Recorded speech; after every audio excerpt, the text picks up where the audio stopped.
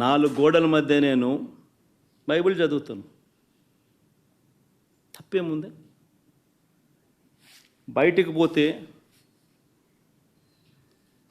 హిందూ సాంప్రదాయాలను నేను అనుసరిస్తాను, గౌరవిస్తాను. బయటికి పోతే ఇస్లాంను అనుసరిస్తాను, గౌరవిస్తాను.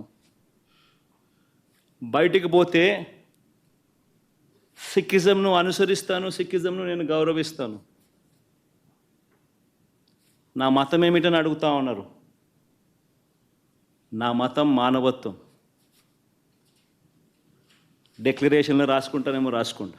గుడికి పోయే వ్యక్తిని నువ్వు ఏ మతము అని అడుగుతా ఉన్నావు. ఏ మతము అని చెప్పకపోతే గుడిలోకి ఎంటర్ కాకూడదు అని అంటా ఉన్నావు. సెక్యులర్ దేశం అని చెప్పి చెప్పుకుంటా ఉన్నాం.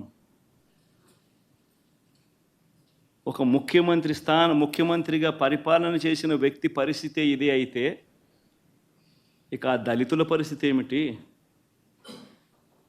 గుళ్ళలే పోగలుగుతారా? పోయే పరిస్థితి ఉందా? పోనిస్తారా?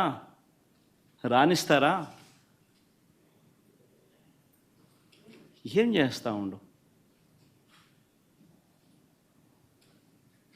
నిజంగా రాజకీయాల్లో మతం పేరుతో రాజకీయాలు చేయడం ఎంత దౌర్భాగ్యమో నేను ఇదే బీజేపీ పార్టీని కూడా అడుగుతా ఉన్నా.